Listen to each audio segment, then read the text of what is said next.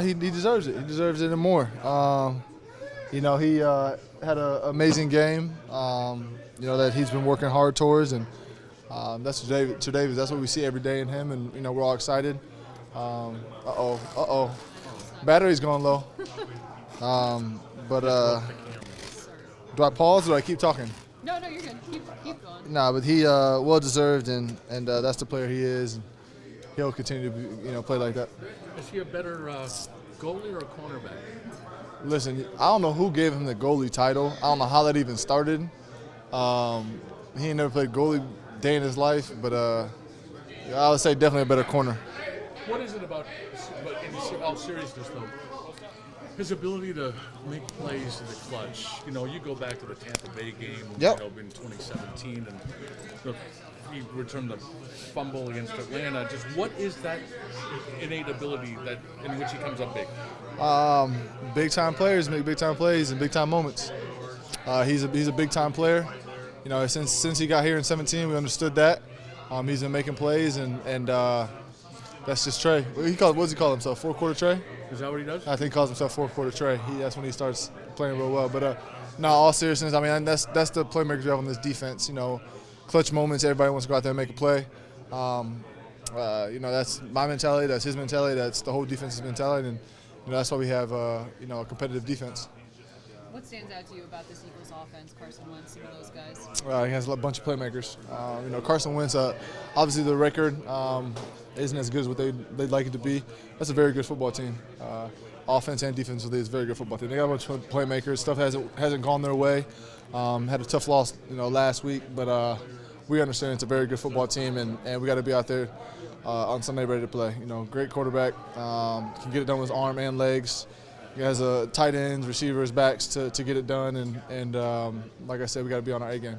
How do you handle a guy that kind of thrives with a moving pocket sometimes too? We've played guys in the past like that. I'm not saying we've played guys that are better or worse than Carson Wentz, but he's a very good quarterback, and like I said, he can get done both ways. So the plaster is going to be a big thing in the back end.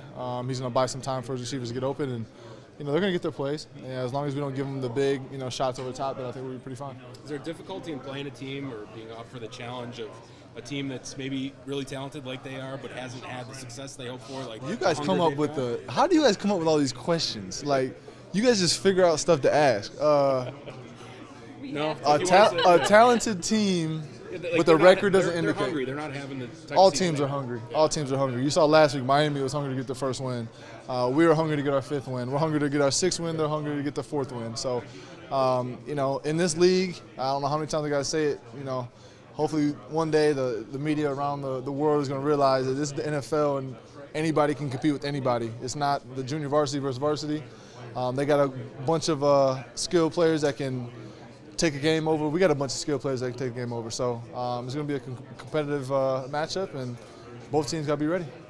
And mastering situations, and then coming up big when it counts the most. Which I think we've played pretty good football this year in the fourth quarter, and we want to keep doing. We want to keep doing that. We want to keep improving by being smart and tough, and being great when it counts the most. And the fourth quarter is the two things that Dave preaches the most. And we've shot ourselves in the foot a little bit. We've had way too many penalties this year, so it's definitely talked about. It's definitely addressed, and we're aware of it. We're working. We're trying to get better every day. But smart, tough, and situationally aware. Sean's great about going over situations every day and making sure we're aware of every situation that could possibly come up in the game, and then just being great down the home stretch when those plays count the most, towards the end of the game or in big situations. Lee, the tight end snaps were pretty evenly distributed with all three of you guys last week, with you and Tyler and Dawson. What does that do to a defense? You all have a bit of a different skill set. What does that do as far as them having to kind of pressure them in certain situations? Yeah, one thing I'll say about Schwartzy is that, he lines up and plays ball. Those guys are flying through their gaps. They're doing those wide nine techniques. That they're detailed. They make sure they know what gap they're responsible for, and they hit it hard. So I'm not sure Coach Schwartz is worried too much about what tight ends on the field. I think he lines his dudes up and tells them to go be dogs. But I think it's great. I think it's good that all of us are contributing evenly, and whatever Dave's, Coach Boris, Bobby in the run game needs us to do, we just go try to do it to the best of our ability. And whether it's run, pass, me, Dawson, and Tyler, when we love each other, we can't be happier for each other when each of us succeeds.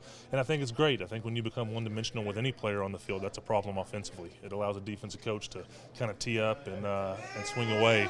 So the fact that the three of us are out there and run, pass, and and everything in between, I think it's good for the offense. And as long as the three of us just keep doing what Dave's and the guys need us to do, I think that's going to be huge for us. What was it like for you guys to see Tyler finally get his chance out there after all that rehab and hard work?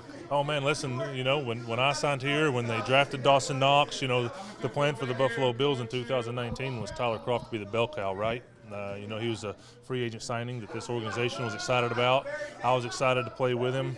Dawson got to learn behind him, and that didn't work out. He got banged up again. But to have him out there with us was great. It felt right. It felt like it was supposed to.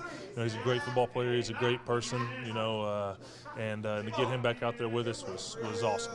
And I think that it's going to be great for the three of us to continue to work together. I mean, we've had one game together, the three of us, and I think we're just going to continue to work, figure out what these coaches want from all three of us, and just keep grinding. The red zone efficiency of this team is one of the best in the NFL. What is it about this team's ability, this offense's ability, that when you get inside the red zone, you're able to get touchdowns rather than settle for a field goal? Well, listen, Dave calls the plays, and Josh normally gets the ball on most of them. So I guess I'll start with those two guys. And then the rest of us just doing our jobs. That's one thing Sean talks about a lot, is doing your 111th and making sure that, you do your job. Don't try to do too much, and, sure as hell don't do too little. But do your job every play. Dave calls the play. Josh makes sure that he gets us in the right situations and make sure he doesn't need to get us anything else. And having those two guys kind of leading us is definitely where it starts. They get the credit, and then the other 10 of us who happen to be on the field after those plays are called and after Josh gets his mitts on it, it's our job just to do our jobs. Kind of do a couple different things. So it's not, I wouldn't say there's one thing that we kind of have as our backbone. I would say there's a couple things. I'd say that first thing that's really changed is our toughness. Up front, our offensive line is playing their tails off, and they're physical. I know when teams get done playing us, they're like, dang, we just went to war. So I think if I were to circle one thing, it would just be toughness and just resiliency. I mean, coming back in the fourth quarter in so many games like we have and being able to finish games is something that you don't see that often in this league. Slow starts. I mean, the guys kind of talk about shooting themselves in the foot, but talk about the fourth quarter comebacks, but part of that's been a byproduct of slow starts. Is there one thing you guys can put your finger on to get it going earlier? Well, I think it's two things, and I think it's pretty evident.